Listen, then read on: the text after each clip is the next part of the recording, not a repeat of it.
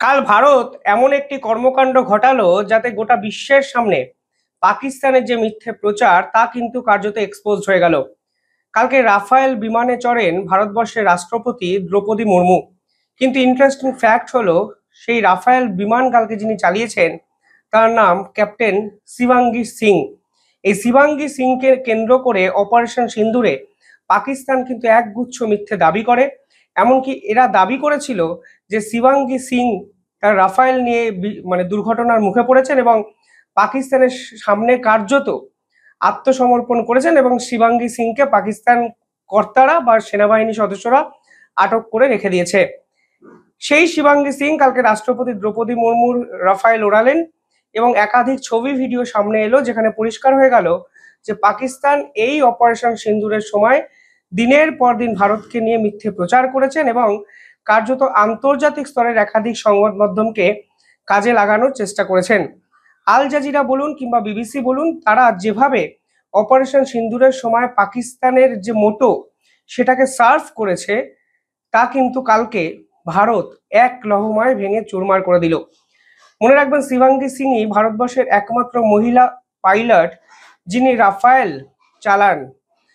আমাদের ভারতের এই সেনাবাহিনীতে আরো অনেক মহিলা পাইলট আছেন, কিন্তু রাফায়েল চালান শুধুমাত্র Shivangi সিংই।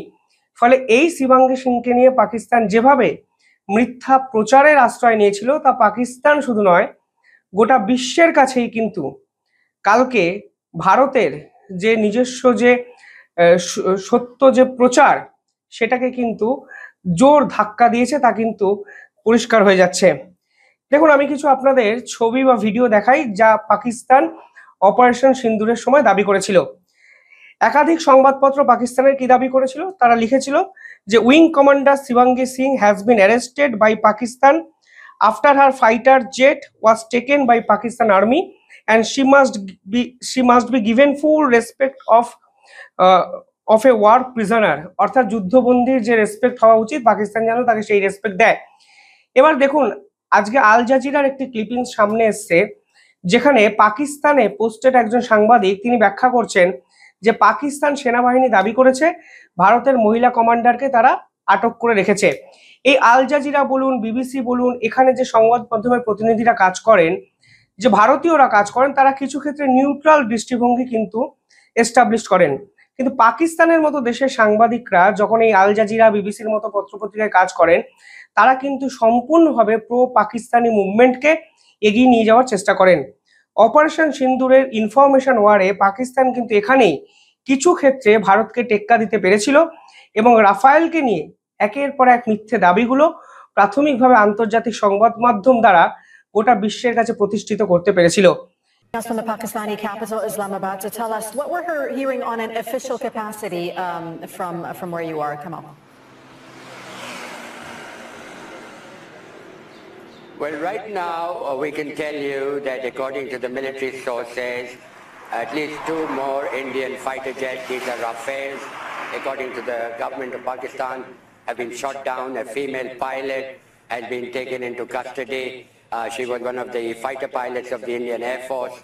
Also important to note that all this began, this sequence of events.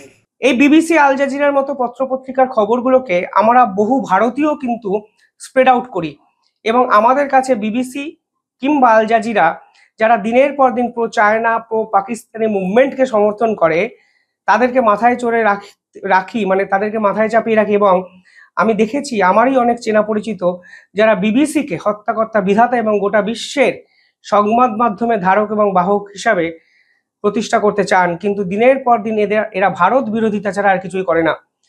Shivangi Singh, যাকে নিয়ে এই মুহূর্তে সব থেকে বেশি আলোচনা হচ্ছে, তিনি প্রথম থেকেই চেয়েছিলেন পাইলট হতে এবং যুদ্ধ বিমান ওড়াতে। তিনি ন্যাশনাল ক্যাডার কর্পসে যোগদান করেন এবং পরবর্তীকালে তিনি যখন বেনারসে হিন্দু ইউনিভার্সিটি থেকে গ্র্যাজুয়েট হচ্ছিলেন, ঠিক তখনই তিনি ফ্লাইট চালানোর প্রশিক্ষণ নিতে শুরু করেন এবং পরবর্তীকালে ইন্ডিয়ান এয়ারফোর্স একাডেমি হায়দ্রাবাদে কিন্তু যোগদান করেন।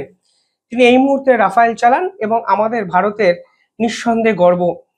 কালকে এই ছবি ভিডিও যখন সামনে আসে তখনই ডোনাল্ড ট্রাম্প আবার সাউথ কোরিয়াতে গিয়ে অদ্ভুত একটা দাবি করেন এবং তিনি দাবি করেছেন পাকিস্তান এবং ভারতবর্ষের এই অপারেশন সিন্দুর পর্বে 7টি ফাইটার জেট কিন্তু ভূপতিত হয়েছে এবং দুটো পারমাণবিক শক্তিধর দেশের যুদ্ধ নাকি তিনি থামিয়েছেন।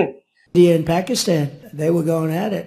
7 planes were shot down. 7 brand new, beautiful planes were shot down, and they were going at it, two big nuclear powers. কততম দাবি একই বিষয় তিনি করলেন, আমার এই বিষয়ে আর কোনো আইডিয়া নেই, ইচ্ছাও নেই জানার। কিন্তু একটা জিনিস পরিষ্কার, দেখুন পাকিস্তান যেরকম ভাবে ইনফরমেশন ওয়ার আন্তর্জাতিক বিভিন্ন দেশে প্রতিষ্ঠা করতে চাইছে, ডোনাল্ড ট্রাম্পরা কিন্তু সেই পাকিস্তানি এজেন্ট হয়ে ঠিক সেটাই করছে। কালকে ডোনাল্ড ট্রাম্প যে দাবি করলেন, ভারতের পক্ষ থেকেও পাল্টা দাবি এসছে। কিছুদিন আগে ভারতের এয়ার চিফ মার্শাল পরিষ্কার বলেছিলেন যে পাকিস্তানের প্রায় 80 থেকে 85টা ফাইটার জেট সব মিলিয়ে F-16 বিভিন্ন ক্ষেত্রে ক্ষতিগ্রস্ত হয়েছে। কিন্তু আমার কোথাও গিয়ে মনে হয় এই যে ভারতের ইনফরমেশন ওয়ারকে পাল্টা দেওয়ার যে প্রসেস, সেটা কোথাও না কোথাও গিয়ে একটু স্লো হয়ে যাচ্ছে। কারণ S-400 ডিফেন্স সিস্টেম নিয়ে পাকিস্তান দাবি করেছিল যে তারা নাকি সম্পূর্ণভাবে আমাদের ডিফেন্স সিস্টেমকে ভেঙে চুরমার করে দিয়েছে। পরবর্তীকালে ভারতের প্রধানমন্ত্রী নরেন্দ্র মোদী সেই S-400 ডিফেন্স সিস্টেমের সামনে ছবি তুলে প্রমাণ করেছিলেন তারা তো ডিফেন্স সিস্টেম ধ্বংস করতেই পারেনি, উল্টে সেই ডিফেন্স সিস্টেমে এক ফোঁটা আঁচ লাগেনি। কিন্তু কালকে রাফায়েলকে নিয়ে যে দাবি পাকিস্তানের পক্ষ থেকে বিভিন্ন সময় করা হয়েছে, কালকে এর উত্তরটা ভারতের পক্ষ থেকে দেওয়া হয়েছে শিবাঙ্গী সিংকে সামনে দাঁড় করিয়ে।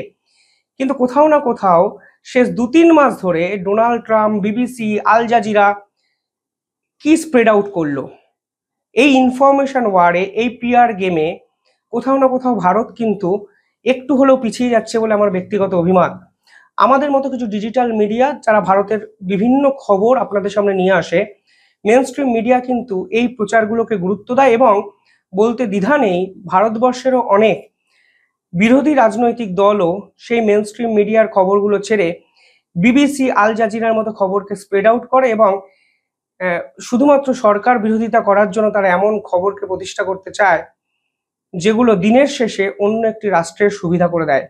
যাই হোক, আজকে এই ভিডিও রাজনৈতিক কোনো স্বার্থ চরিতার্থ করার জন্য আমি বানাচ্ছি না, শুধুমাত্র এটুকু বলছি যে ভারতবর্ষ যেভাবে অপারেশন সিন্দুরে পাকিস্তানকে জবাব দিয়েছে তা কিন্তু পাকিস্তান এখনো স্বপ্নেতেও ভুলতে পারেনি।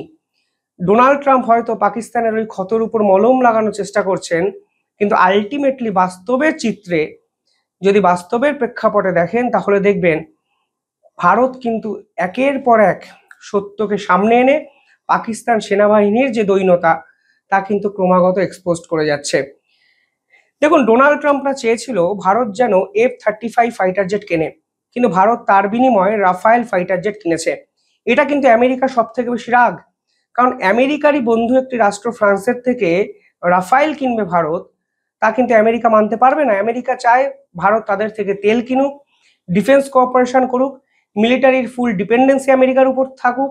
ফলে সব মিলিয়ে রাফায়েলকে টার্গেট করেও কিন্তু ডোনাল্ড ট্রাম্প বারবার এই সংক্রান্ত বিবৃতি দিয়ে যাচ্ছেন যে আমরা 7টা বিমানকে হারিয়েছি, ফাইটার জেট হারিয়ে ফেলেছি। ফলে সব মিলিয়ে that is international political biggest game, সেটাকে আপনাকে বুঝতে হবে। এবং এই গেমের অংশ হয়ে গেছে ভারত ও পাকিস্তান।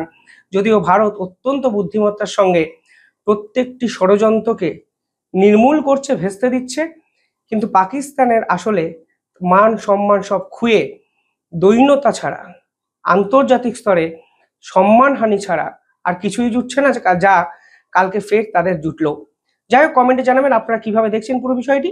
দেখতে থাকুন দ্য ইন্ডিপেন্ডেন্ট নেটওয়ার্ক। ধন্যবাদ।